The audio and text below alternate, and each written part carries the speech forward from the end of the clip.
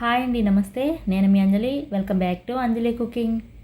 ఈరోజు మన వీడియోలో 1 కప్పు గోధుమ పిండితో కొత్తగా అందరికీ నచ్చేలాగా టేస్టీగా బయట క్రిస్పీగా లోపల స్టఫింగ్తో స్నాక్ రెసిపీని షేర్ చేస్తున్నాను.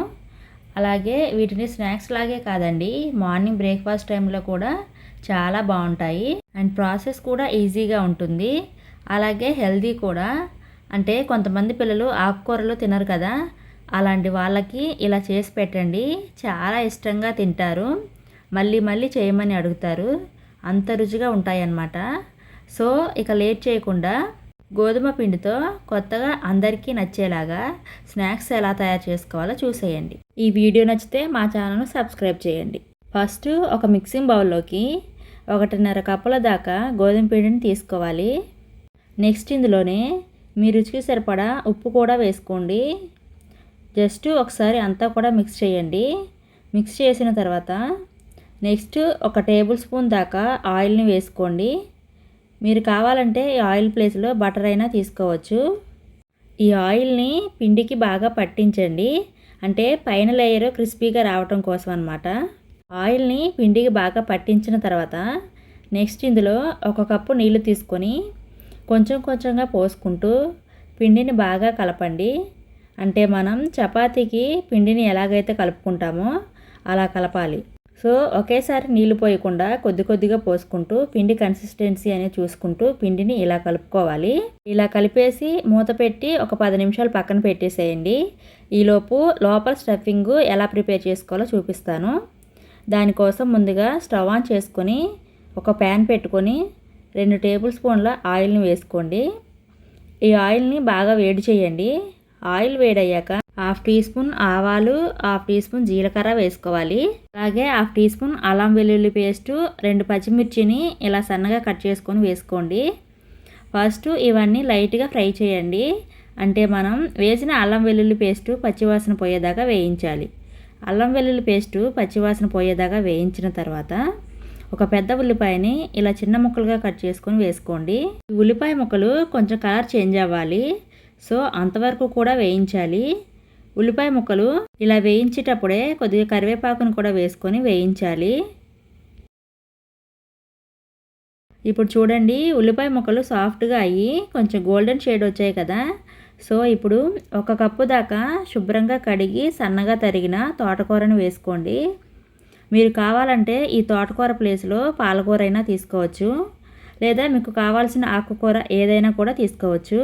మనం వేసిన ఈ తోటకూర మెత్తగా మగ్గిన తర్వాత నెక్స్ట్ ఇందులో 1/2 టీ స్పూన్ కారం, 1/2 టీ స్పూన్ పసుపు, 1/2 టీ స్పూన్ ధనియాల పౌడర్, అలాగే 1/2 టీ స్పూన్ గరం మసాలాని వేసుకోవాలి. నెక్స్ట్ మీ టేస్ట్కు తగ్గట్టుగా ఉప్పు కూడా వేసుకోండి. ఇవన్నీ వేసి బాగా కలుపుతూ 1 నిమిషం పాటు వేయించాలి. ఇలా వేయించే ప్రాసెస్ అంతా కూడా ఫ్లేమ్ను సిమ్లో ఉంచి వేయించండి. అలాగే ఉప్పు కారం ఇంగ్రీడియంట్స్ అన్నీ వేసాం కదా, అవి వేసేటప్పుడు కూడా ఫ్లేమ్ను సిమ్లోనే ఉంచి వేయండి. 1 నిమిషం పాటు వేయించిన తర్వాత 2 పెద్ద సైజులో ఉన్న బంగాళదుంపల్ని ఉడకపెట్టి వాటిని మ్యాష్ చేసి తీసుకోండి. మొత్తం అంతా కూడా బాగా కలిసేలాగా కలపండి. ఫ్లేమ్ను సిమ్లో ఉంచి 4-5 నిమిషాలు ఇలా కలుపుతూ వేయించాలి. లాస్ట్లో కొద్దిగా కొత్తిమీరను వేసి బాగా కలిపి స్టవ్ ఆఫ్ చేసేసి పక్కకు దించేసేయండి. దీన్ని పూర్తిగా చల్లారనివ్వండి.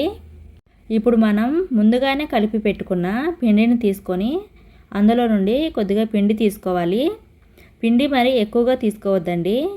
ఇక్కడ నేను చూపిస్తున్నాను కదా, సో అంత పిండి తీసుకుంటే సరిపోతుంది. ఇప్పుడు ఈ పిండి ముద్దని పొడి పిండిలో పెట్టి 2 వైపులా కూడా పిండిని బాగా పట్టించాలి. 2 వైపులా పిండిని బాగా పట్టించిన తర్వాత ఈ పిండిని చిన్న సైజు చపాతీలాగా ఒత్తుకోవాలి. సో ఈ విధంగా చిన్నగా ఒత్తుకోవాలి. ఇలా ఒత్తిన తర్వాత మనం ప్రిపేర్ చేసిన స్టఫింగ్ని 1 టేబుల్ స్పూన్ దాకా పెట్టుకోవాలి. స్టఫింగ్ పెట్టి దీన్ని చేతిలోకి తీసుకొని ఈ వీడియోలో చూపిస్తున్న విధంగా ఫోల్డ్ చేసుకోవాలి. చపాతీ చివర్లన్నీ ఇలా దగ్గరగా తీసుకొచ్చి ఆ చివర్లని మొత్తం కలిపి ఇలా చుట్టేసి మిగిలిన పిండి అంతా పక్కన పెట్టేసేయండి. ఇలా ఫోల్డ్ చేసిన తర్వాత ఇప్పుడు దీనిపైన బ్లాక్ జీలకర్రను వేసుకోవాలి. దీని ప్లేస్లో మీరు నల్ల నువ్వులైనా తెల్ల నువ్వులైనా తీసుకోవచ్చు. అలాగే సన్నగా తరిగిన కరివేపాకును వేసుకుంటున్నాను. మీరు కావాలంటే మీరు ఏ ఆకుకూరనైతే స్టఫింగ్ కోసం యూస్ చేస్తారో అదే ఆకుకూరని పైన ఇలా గార్నిషింగ్ కోసం యూస్ చేయొచ్చు. జస్ట్ ఇలా లైట్గా చపాతీ కర్రతో ప్రెస్ చేయండి. మరీ ఎక్కువగా ప్రెస్ చేయకండి. మరీ గట్టిగా ప్రెస్ చేస్తే స్టఫింగ్ అనేది బయటకు వచ్చేస్తుంది. సో మిగిలిన పిండి అంతా ఇలానే ప్రిపేర్ చేసి పెట్టుకోండి. ఇప్పుడు వీటిని ఫ్రై చేసుకోవాలండి. వీటిని ఫ్రై చేసుకోవడం కోసం ఒక ప్యాన్లోకి షాలో ఫ్రైకి సరిపడా ఆయిల్ని పెట్టి వేడి చేయండి. ఆయిల్ వేడయ్యాక మనం తయారు చేసి పెట్టిన వాటిని ఒక్కొక్కటిగా నిదానంగా ఆయిల్లోకి వేసుకోండి. ఆయిల్లో వేసిన వెంటనే కదపకండి.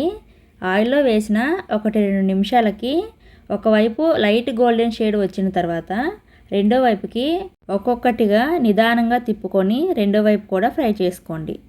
మీడియం ఫ్లేమ్లోనే ఫ్రై చేసుకోండి. రెండు వైపులా అటు ఇటు తిప్పుకుంటూ ఇలా మంచి కలర్లోకి వచ్చేంత వరకు ఫ్రై చేసుకోవాలి. ఇలా ఫ్రై అయిన తర్వాత వీటిని ఆయిల్లో నుండి తీసేయండి. తీసేసిన వాటిని ఒక ప్లేట్లోకి వేసుకోండి. వీటిని ఒక బౌల్లో వేసి మూత మాత్రం పెట్టకండి. అలా చేయడం వల్ల పైన క్రిస్పీనెస్ అనేది పోతుంది, మెత్తగా అయిపోతాయి. సో ఇలా అన్నీ తీసేసిన తర్వాత మళ్ళీ ఆయిల్ని 30 సెకండ్స్ పాటు వేడి చేసి రెండో బ్యాచ్ వేసి ఫ్రై చేసుకోండి. వేసిన వెంటనే కదపకుండా ఒక 2 నిమిషాలు ఆగి అప్పుడు రెండో వైపు కూడా ఫ్రై చేసుకొని చక్కగా ఇలా రెండు వైపులా మంచిగా ఫ్రై చేసుకున్న తర్వాత వీటిని కూడా ఆయిల్లో నుండి తీసేయండి. ఏమైనా ఎక్సెస్ ఆయిల్ ఉంటే డ్రైన్ చేసుకొని పక్కకు తీసేయండి. మీకు ఈ మాత్రం ఆయిల్లో ఫ్రై చేయడం కూడా ఇష్టం లేకపోతే ఇంకా తగ్గించి అయినా ఫ్రై చేసుకోవచ్చు. సో అంతేనండి, చూశారు కదా, చాలా సింపుల్గా టేస్టీగా గోధుమ పిండితో స్నాక్స్ అయితే తయారైపోయాయి. చాలా చాలా టేస్టీగా ఉంటాయండి. పైన క్రిస్పీగా లోపల స్టఫింగ్తో చాలా బాగుంటాయి. పిల్లలు స్కూల్ నుండి రాగానే ఏదో ఒక స్నాక్స్ అడుగుతూ ఉంటారు కదా, అలాంటప్పుడు ఇలా టేస్టీగా కొత్తగా చేసి పెట్టండి. ఎంజాయ్ చేస్తూ తింటారు. ఈవినింగ్ టైంలోనే కాదండి, మార్నింగ్ బ్రేక్ఫాస్ట్ టైంలో కూడా తినడానికి చాలా బాగుంటాయి. ఎప్పుడూ ఒకే రకం బ్రేక్ఫాస్ట్ రెసిపీస్ కాకుండా ఈసారి ఇలా కొత్తగా ట్రై చేయండి. చాలా చాలా బాగుంటాయి. సో ఈసారి ఈవినింగ్ టైంలో అయినా మార్నింగ్ బ్రేక్ఫాస్ట్ టైంలో అయినా వీటిని ట్రై చేయండి. ట్రై చేశాక మీకు ఎలా కుదిరాయో కామెంట్ సెక్షన్లో తెలియచేయండి. అలాగే ఈ వీడియో నచ్చితే ఈ వీడియోకి ఒక లైక్ చేసి ఈ వీడియోను మీ ఫ్రెండ్స్ అండ్ ఫ్యామిలీకి షేర్ చేయండి. అలాగే ఇలాంటి మరెన్నో టేస్టీ రెసిపీస్ కోసం మా ఛానల్ను సబ్స్క్రైబ్ చేసుకోండి. పక్కనే ఉన్న బెల్ ఐకాన్ను యాక్టివేట్ చేసుకోండి. అప్పుడు మేము ఏ వీడియో చేసినా కూడా ముందు మీకే నోటిఫికేషన్ వస్తుంది, వెంటనే చూసేయచ్చు. అలాగే మా ఛానల్లో మంచి మంచి స్నాక్ రెసిపీస్ ఉన్నాయండి, అవి కూడా డిస్క్రిప్షన్ బాక్స్లో పెడతాను, చూడండి.